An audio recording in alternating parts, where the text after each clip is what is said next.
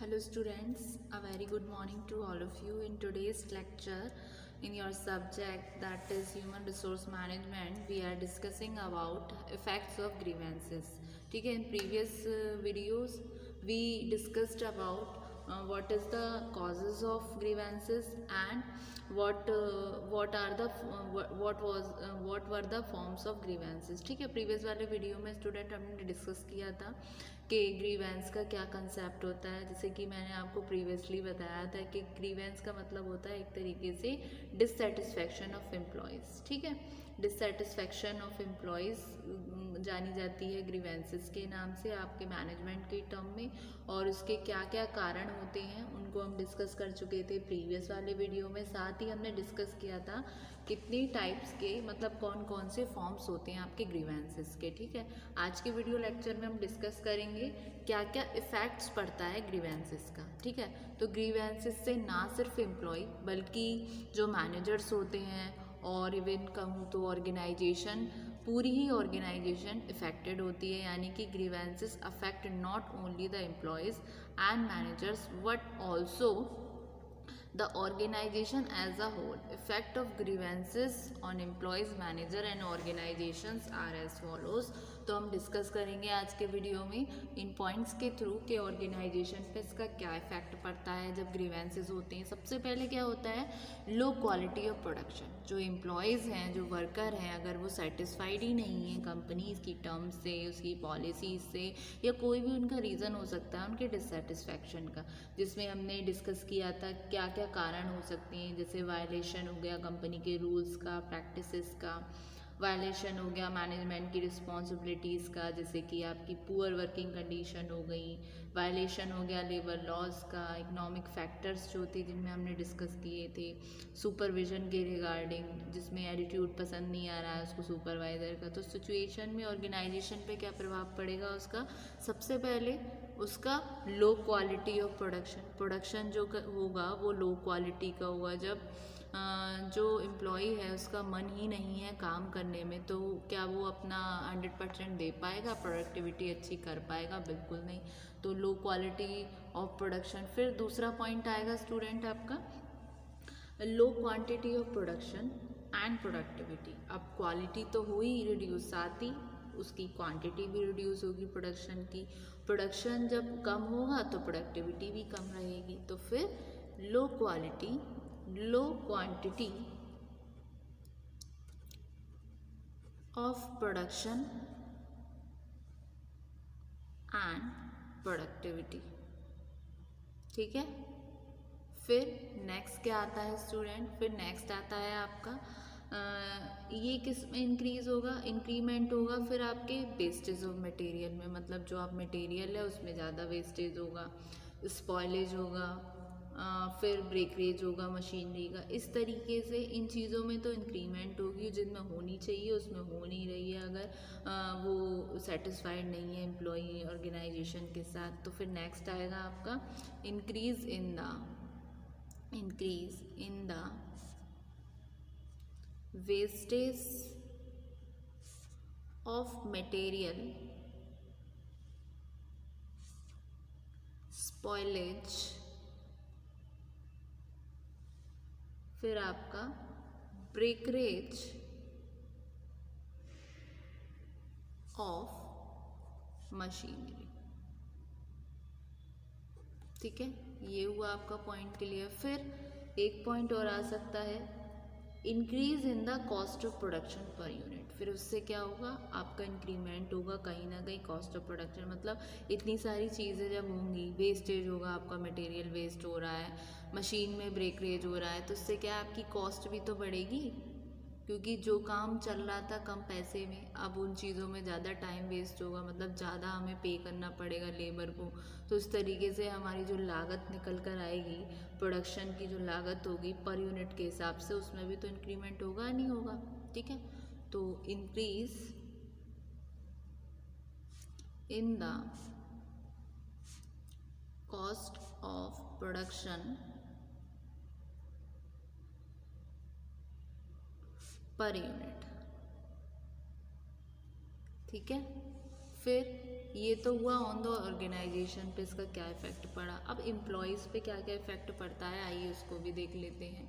Employees पे क्या effect पड़ेगा स्टूडेंट, ये इंक्रीज़ करेगा उनके रेट ऑफ एब्सेंटीज़ में, मतलब जो एम्प्लॉई हैं उनमें वो मतलब छुट्टियां करेंगे, ऑर्गेनाइजेशन में बहुत कम अटेंटेटिव रहेंगे, बहुत कम आएंगे, तो इस तरीके से एब्सेंटिज्म में इंक्रीमेंट होगा। तो increases the rate of absenteeism and turnover.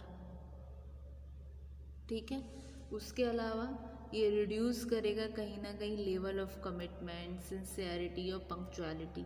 ठीक है, जब रेट ऑफ एब्सेंटीज्म होगा, टर्नओवर होगा, तो एम्प्लॉयज़ आने में कतराएंगे कॉलेज, मतलब आपकी ऑर्गेनाइजेशन में, जिससे कहीं ना कहीं उनका लेवल ऑफ कमिटमेंट उतना नहीं रहेगा जितना होना चाहिए। तो रिड्यूस होगा लेवल ऑफ कमिटमेंट में, सिंसियरिटी में और पंक्चुअलिटी में। पंक्चुअलिटी क्या है, उस समय की पाबंदी, वो पाबंद नहीं रहेंगे। फिर ये कहीं ना कहीं इंक्रीज़ करेगा इंसिडेंट्स ऑफ एक्सीडेंट्स, मतलब जब उनका मन ही नहीं है काम करने में, तो छोटे मोटे एक्सीडेंट्स में भी मतलब उनका माइंड ही सही नहीं है, तो वो अगर फुल मन से पूरे मतलब पूरे अपने एफर्ट्स से, अपने मस्तिष्क से खुले काम नहीं करेंगे, तो कहीं ना कहीं इंसिडेंट्स भी बढ़ने के चांसेस रहेंगे एक्सीडेंट्स के, जिससे कि लेवल ऑफ एम्प्लॉय का जो है वो भी मोरल वो रिड्यूस होता जाएगा। ठीक है, तो फर्स्ट पॉइंट हुआ increases the rate of absenteeism and turnover. फिर आता है आपका reduces the level of commitment, sincerity and punctuality। ठीक है, फिर आया आपका next increases the incidence of accidents। ठीक है, फिर आता है आपका next reduces the level of employee morale. तो reduces the level of employee morale. ठीक, ये हुआ ऑन द एम्प्लॉयज़। फिर नेक्स्ट आता है ऑन द मैनेजर्स पे इसका क्या इफेक्ट पड़ता है। Strains the superior subordinate relation, मतलब उनमें एक तरीके से खींचातानी हुई सुपीरियर सबॉर्डिनेट के रिलेशन में, जो इंक्रीज़ करेगा डिग्री ऑफ सुपरविज़न को, मतलब वो ज़्यादा से ज़्यादा सुपरवाइज करेंगे, कंट्रोल करेंगे, फॉलो अप करेंगे। फिर जिससे कि क्या होगा, आपका इनडिसिप्लिन केस ज़्यादा निकल कर आएंगे, तो इंक्रीमेंट किस में होगा, इंक्रीजेस होगा आपका इनडिसिप्लिन केसेस में। ठीक है, तो सबसे पहला strains the superior subordinate relations, increases the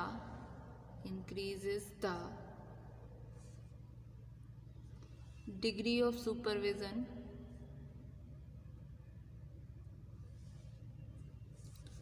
control and follow up,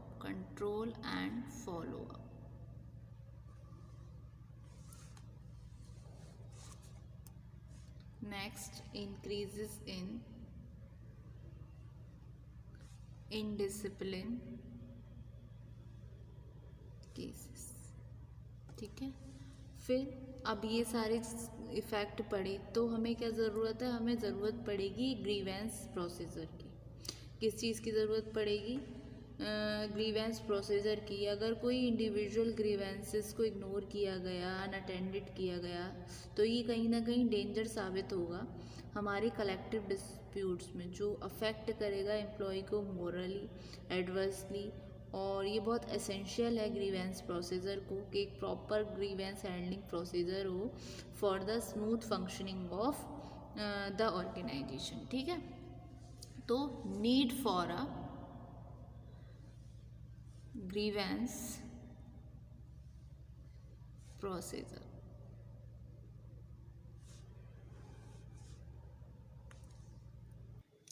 need for a grievance procedure, क्या ज़रूरत होती है? इन सारे जो हमने अभी इफ़ेक्ट पढ़े ग्रीवेंसेस के, इन एडवर्स इफ़ेक्ट के रिगार्डिंग जब ये इफ़ेक्ट होते होंगे या होने वाले हैं तो मैनेजमेंट को आइडेंटिफाई करना पड़ेगा और रिड्रेस करना पड़ेगा इन ग्रीवेंसेस को एक पॉइंट मैनर में। अगर इंडिविजुअल ग्रीवेंसेस अगर इग्नोर कर दिए गए, छोड़ दिए गए, चलो कोई नहीं हो जाएंगे, तो ये क्या है, ये एक डेंजर साबित होंगे और ये सारे ग्रीवेंसेस रिजल्ट में क्या बनकर आएंगे, हमारे कलेक्टिव डिस्प्यूट्स। ठीक है, ऑर्गेनाइजेशन में डिस्प्यूट्स का रोल प्ले करेंगे जिससे कि अफेक्ट होगा एम्प्लॉई मोरली और एडवर्सली, जिससे कि ये एसेंशियल है कि एक प्रॉपर ग्रीवेंस हैंडलिंग प्रोसीजर हो for the smooth functioning of the organisation. तो ज़रूरत होती है आपकी ग्रीवेंस प्रोसीजर की। तो जो प्रोसीजर है उनको हम डिस्कस करेंगे अपने अपकमिंग वीडियो में। आज के वीडियो में स्टूडेंट हमने डिस्कस करी कि क्या क्या इफ़ेक्ट्स होते हैं ग्रीवेंसेस के, किस तरीके से ना सिर्फ एम्प्लॉई बल्कि ऑर्गेनाइजेशन, एम्प्लॉई और मैनेजर्स, कैसे ये तीनों इफ़ेक्ट होते हैं ग्रीवेंसेस से। ठीक है, तो ये थे आपके इफ़ेक्ट्स ऑफ ग्रीवेंसेस। ठीक, कि grievances affect not only the employees and managers but also the organization as a whole, कि पूरी ऑर्गेनाइजेशन पे इसका प्रभाव पड़ता है। तो ये थे आपके effects of grievances on the employees, managers and organisations. ठीक है, ये रहे और need for a grievance procedure. ठीक, thank you so much student.